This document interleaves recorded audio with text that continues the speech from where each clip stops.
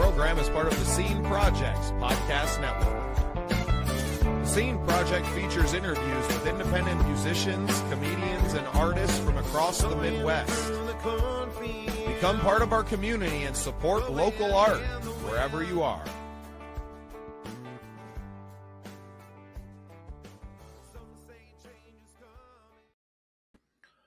Welcome into another exciting episode of The Scene. I am your host, Bubba Startz, and with me today is the coconut guy, Dustin Ryen. Welcome to the show, Dustin.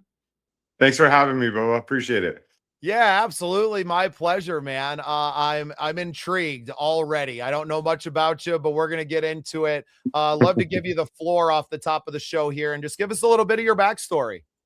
Sure. So I own a little restaurant, but about 9 years ago, I started shucking coconuts for one of many pop-up restaurants that we were also simultaneously running along with our restaurant, and kind of just took off. And now I'm a professional full-time coconut shucker. That's how I make a living, and it's been a wild ride. I would say so. The path less traveled for sure. Definitely. So where was the restaurant located? So it'll be open for a little bit longer now, but at Davis, California. And so we have it's a little Hawaiian poke restaurant that we've had open for about 9 going on 10 years, just about to close it up, but we've had that there in Davis for quite some time. Right. So obviously the restaurant kind of lended itself to a tropical theme and having that. And when did you first shuck a coconut? So that would have been about 9 years ago. One of the farmers markets that we had a pop-up restaurant in, the market manager suggested that we try coconuts. And I'd been trying at the time. We're broken up now, but at the time, my wife was not super keen on me having a machete in the house, despite, multiple efforts to bring one in. I didn't really have a good excuse as to why I needed one. And so the market manager suggested us doing the coconuts. And I literally went home and watched, I think a half of a YouTube where somebody with a knife was opening up a coconut and was like, I could do that better with a bigger knife. And so it's actually kind of funny. We had the classic wife-husband argument of you're gonna chop your fingers off. No, I'm not. It'll be fine. Yeah. You're not certified for this. Oh, I got this, babe. I saw half of YouTube. This is gonna go swimmingly. Well, the funny part is that I don't cut myself with the machete, but the plastic wrapping that comes with the machete totally got my hand and had a big fat cut. So to this day, 9 years later, this woman does not, we're amiable. We have children together. We're broke up, but my ex-wife is does not. You couldn't even get the plastic off it without hurting yourself. Oh, dude, my ex-wife does not believe to this day that I did not hurt myself with that machete. They're think it's utterly possible that I, hurt myself with a mistake. Someone who is happily married. Oh, my wife doesn't let me live down my worst moments all the time. Yeah. So I understand. I'm glad that you can at least be amicable and always have a good laugh out of it. But yeah. Oh yeah. Oh, that's great. That's great. So yeah, just kind of started doing it, right? I can do it better. The typical man thing, right? Look at this idiot. If that guy can do it, I can do it. If they can do it with a little knife, why not make it a larger knife with less experience and then start vending? So it was pretty wild. It was from day one, I knew I had a hit. I've had kind of a weird work life background, from putting on concerts to having a pretty long internet marketing tech background. And so but one of my many jobs was I did trade shows all over the US for woodworking. So kind of like the Sham Wow guy, but with a way boringer product, because I had sandpaper. And so I kind of knew a hit when I'd see it in front of people, right? So even though I'm in a I'm working off of a folding table with an ice chest, and I'm in the middle of oh so tropical Davis, California, right? Like, and by tropical, I mean not at all, right? Like it's Davis is in the valley, right? Like valley suburbs, like no ocean even close, not even close to the river, really. And right. so, When you said Davis first, I was like, this doesn't make any sense. And you said it doesn't. Hawaiian restaurant. I was like, okay, Yeah, matches a little bit better. a little bit more sense, but still, it didn't really make a whole lot of sense. But people would Machete come does, back. surprisingly. Yeah, right. And people would come back, and like kids would beg their parents to come back. Like I remember one of the early markets, I forgot the umbrellas, and like I felt like I was like stepping on like three-legged puppies or something. Like these kids were like so disappointed that we didn't have the umbrella, and like we didn't, like they just really got into the whole thing. And so about less than a year into it, I asked one of my friends who owns a bar, because people have been joking like, oh, where's the rum?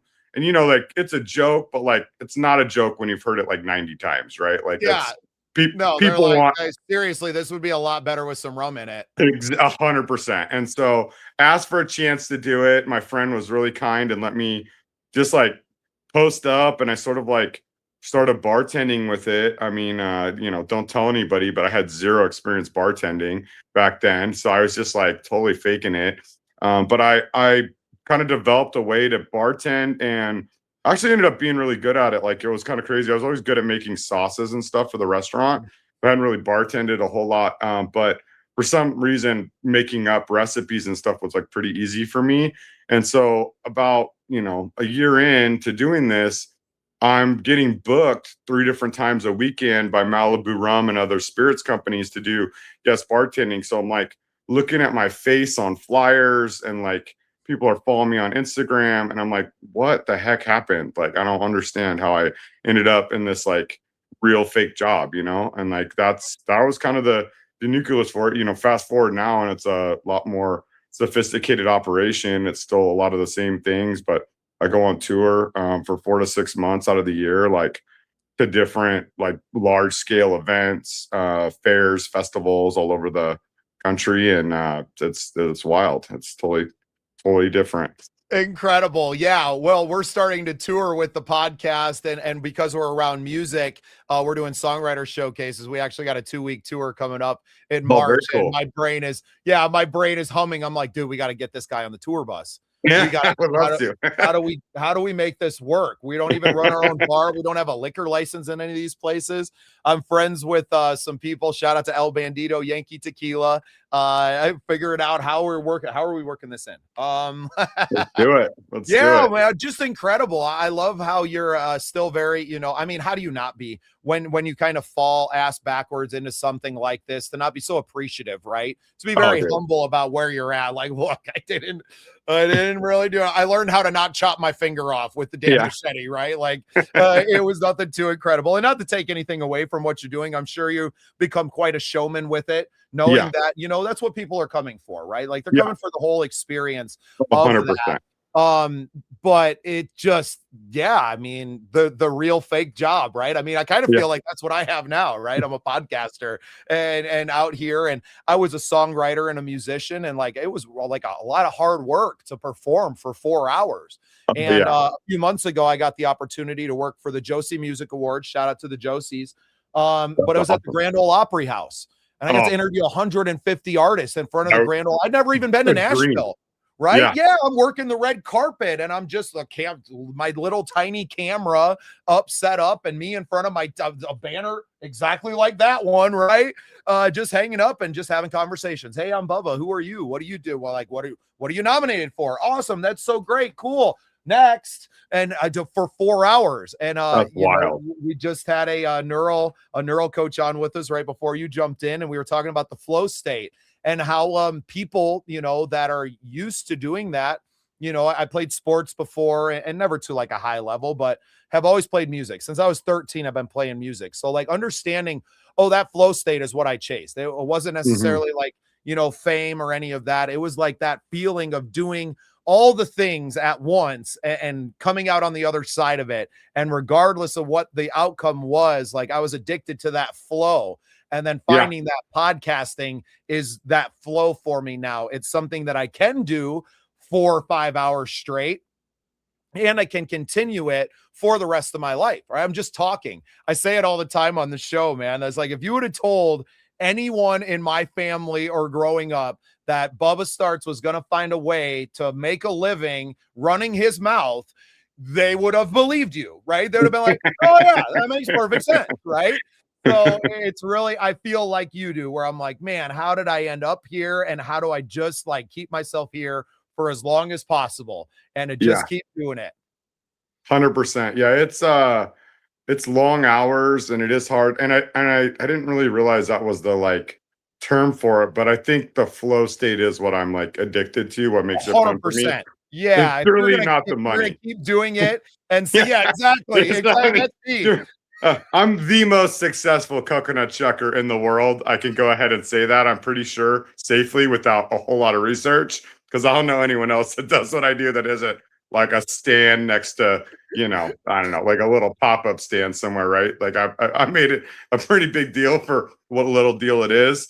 And like the money's not that good, right? But no, you're like, what I is could good probably is go I back to love the line job. cooking and make more money. But Oh, dude, there's so many things I could do that would make more money. Like I do pretty good for what it is, and it's fun, and it has some potential with products, and I got to monetize a following on Instagram, blah blah blah. But like, it's really the job itself in that flow state is what I enjoy. I mean, there's like I have ADD, and like like monotonous tasks are not your friend when you have ADD. But like I can do this monotonous like shucking a coconut like all day and like totally in love with it. Totally enjoy it. because one mistake in that and you're missing a digit, right? Right. Like, so it takes all of that focus. And Yeah. yeah, exactly. It's really cool that I had that conversation with Brandon Day right before you, because it perfectly exemplifies what each of us are in. Right. And I don't make any money podcasting. I think that our time is coming as we've grown this network, but I pretty much forewent, I was making 50 grand a year at the welding job I was at, which for South Dakota with our cost of living is great damn money. good money. Yeah, man. I don't fucking Really killing good it. money. Right. And I've essentially left, 6 figures on the table by saying, no, I'm going to quit my job and just like chase whatever this thing is. Like, I'm being called and pulled in this direction.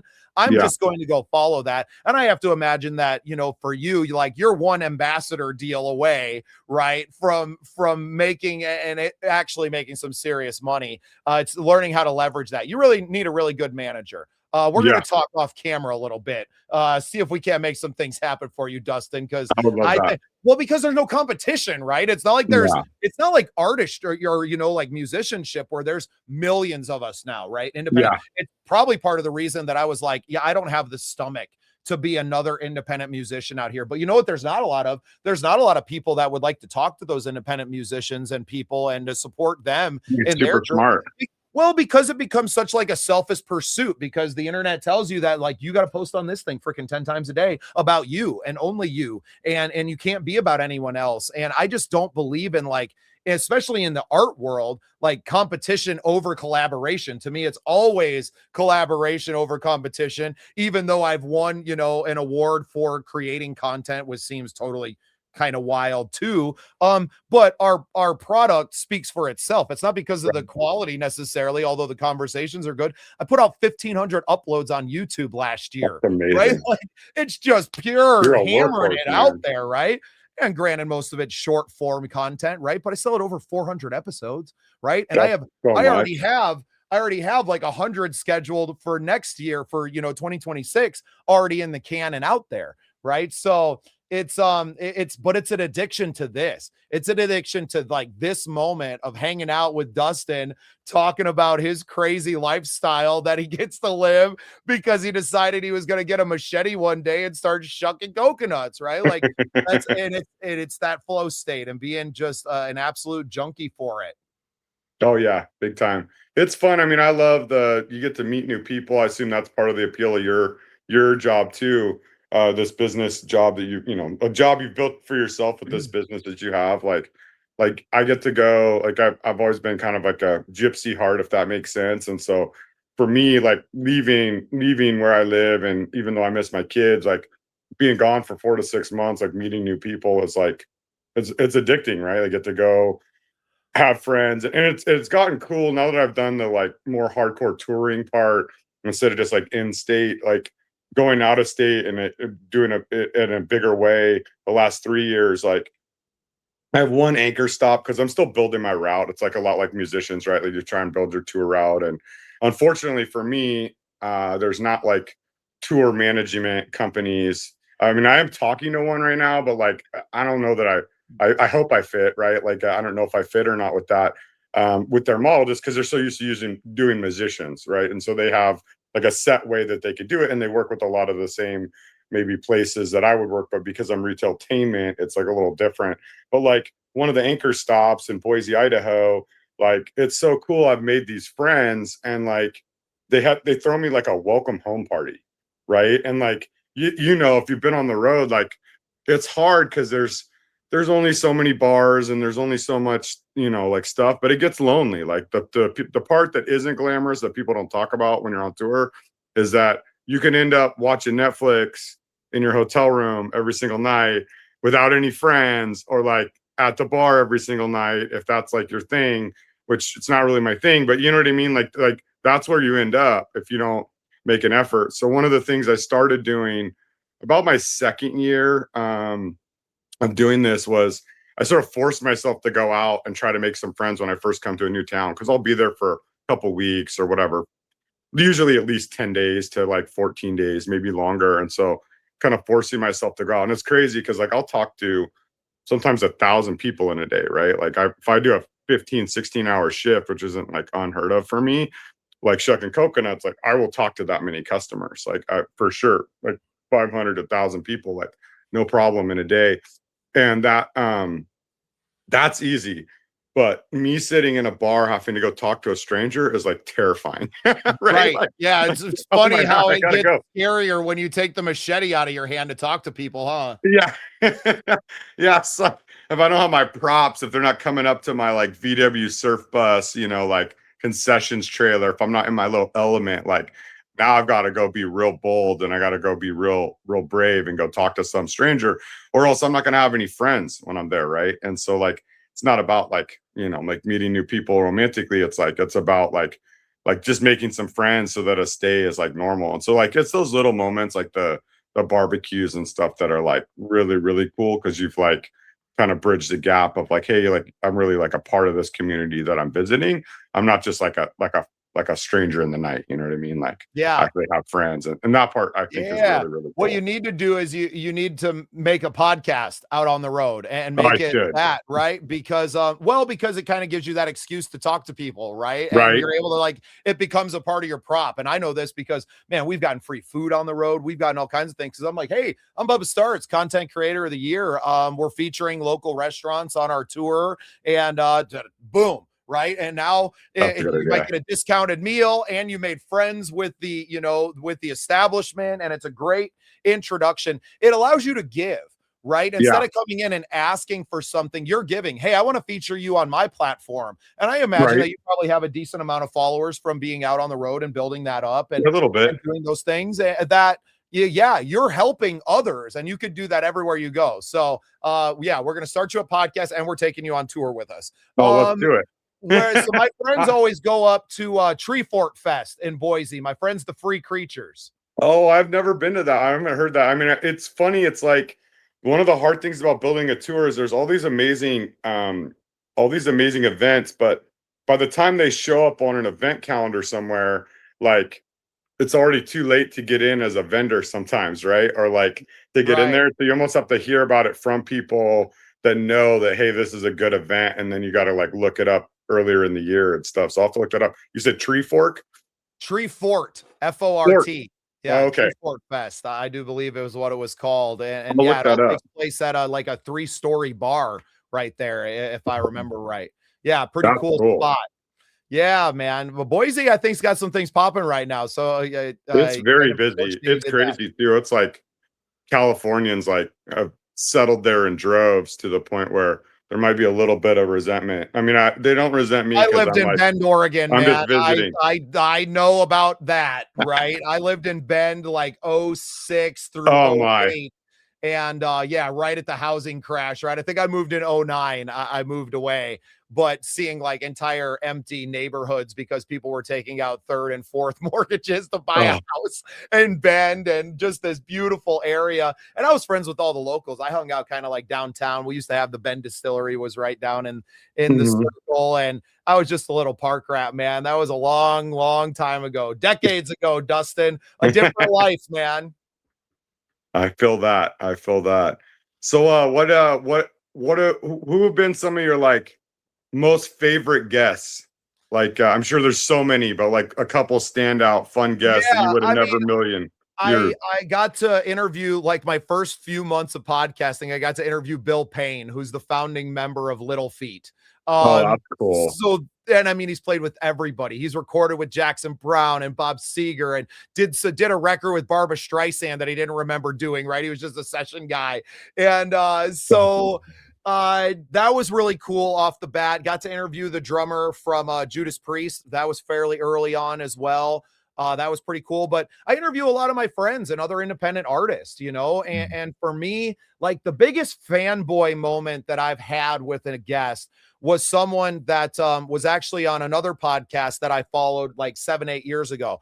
Her name is Cheryl B. Englehart, and she was on Rick Barker's podcast. Rick Barker's famous because he was Taylor Swift's kind of manager right before she blew up, kind of took her to the point where she was getting massive, massive exposure and was like, I can't do this for you anymore. I'm built to kind of take people from unknown to known, and not from known to superstar, right? So I started following him when I got 2018-ish, and Cheryl was on his show. And a few months ago, I'm cruising my calendar, like, oh, what's on for next week or whatever. And it's like Cheryl Englehart. And I was like, no, because I didn't reach out to her, right? It wasn't like I reached out to you, on LinkedIn and found her.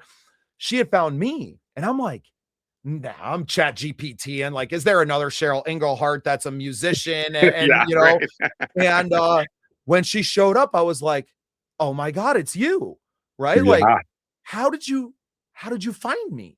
Right? Like, I'm a little tiny podcast. I live in rural South Dakota. Like, how did you find what we're doing? She's like, oh, I don't know. I think my publicist or somebody like said this would be a good one for me to come on. I got a Grammy nomination. I'm trying to go out and pump that up a little bit. And I'm just like, this is wild. This is wild. So cool. But it shows the work that we had done and being out there. Like, yeah, when you Chat GPT, Bubba Startz, or the Scene Projects, I have a pretty substantial online footprint that, shows up that you're like, oh yeah, I want to be a part of that, right? Supports independent musicians and building communities and the uploads and the views that we're getting, the attention. It matters now. And that was the first kind of indicator to me that like, oh, this thing's it's about to blow up. Right. It's about to really start taking off in that realm. And now I'm a part of a bunch of different, not just on LinkedIn and Facebook, I network on a lot as well. But now I'm on a bunch of different PR websites like Quoted and Source of Sources and different places where like real media people, I guess I would call them, the New York Times writers and all of these kind of people are hanging out at that. I'm realizing that I'm a really interesting get as a guest as well because of this experience and because of what we've built. And this tour is going to be bananas, man. I mean, 10 US major markets. We're hitting Austin for South by, because I have that planning. I have that forethought of going, where do I want to be? And if I get to be my own boss and create my own reality, then let's make this as badass as it can be. And let's put cameras on everything. Let's capture it all, the entire experience. And then we'll figure out kind of what it is on the back. Right. So we're going to go out. We got 3 artists that are traveling with us. We're going to hit Detroit, Dallas, Austin, Houston, New Orleans, Atlanta, Nashville, Knoxville, like hitting all of these cool music cities in the South. It's spring break kind of timing, right? Like, and that's where I built the tour was like, man, I want to get down South during spring break. South by is the first, second week of March. let's just go out there. Let's do it. And last year, I'd done it in my Suburban. I traveled over 50,000 miles, just getting in the vehicle, sleeping in rest areas and staying on the road. So in my mind, I'm like, well, I've already proven that I can do it. Can we do it at that next level? Tour bus Can it we up. raise the money? Can we get the sponsorships? Can we get a tour bus? You know, yesterday was a pretty cool day. We had a, you know, we're not getting it for free like I was hoping, but you know, sponsorships cover it, then it's free anyway. But you know, oh well, here's your quote, right? Here's a 12 passenger, you know, 12 sleeper tour bus. You know, so and so traveled in it last year. Yeah, she shot a documentary in this one and stuff too. So the bus kind of has a little history, and it's wild, right? Very much like you, where I'm like, how is this happening? But I wake up every day and I work towards that end. And I'm like, I'm not like, failure is not I don't even think about like, well, what if it doesn't happen? No, what do you mean? What if it does? It's happening. Like, right. It's fucking happening one way or another. This shit's going down. And that's just, I get to be here for the ride. So looking forward to just going out and capturing all this content. And then, you know, if it becomes documentaries or feature length films, regardless, it's a ton of great podcast content, right? At the very least, we're on Roku and Apple, and we have a couple different networks that we put our stuff out on there. So like all of the distribution points, everything's greased up, right? It's just a matter of like the last shoe to drop is the money. We're waiting for somebody to come be like, yeah, we want a piece of that. Here's a fat check for, you know, 100K and cool. All right. Well, we're going on the road, you know, and still at the end of that, I'll get $100,000 check and I'll still have no money because I've already spent it all. Yeah. Oh, dude, I feel you on that one. It's expensive. It's I've gotten it down now that like I'm probably obnoxious to travel with because like I have it all timed, right? It's all optimized to like save gas money. I've got to like stop at the, you know, same time, eat, get gas, you know, middle of the whatever 8-hour drive with the trailer. Like the number of times I've, you know, pop tires and keep like a spare, whatever. Like it's wild once you get used to that road life. Yeah, man. Cheap and I've had way too many gas station meals. I'll tell you what. Too early. You would have made a killing falling around the dead in the 80s. Right. Oh, I know. Yeah, I should have.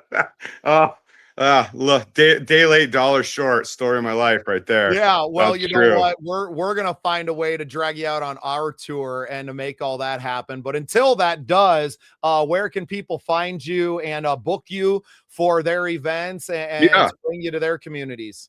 So I have two different ways. The primary kind of lead source following I do have a website, but the main way people get in touch with me is usually my Instagram. So REEL Coconut Guy. So REAL Coconut Guy. I've got a little following there on Instagram. And then it's a great way to kind of have the most up-to-date content. I'll post about this on there, of course, to my followers. And then coconutguyevents.com also works to get a hold of me and to fill out a booking request for that. Yeah. Awesome stuff, man. Well, this was a great conversation. I appreciate you taking some time for me.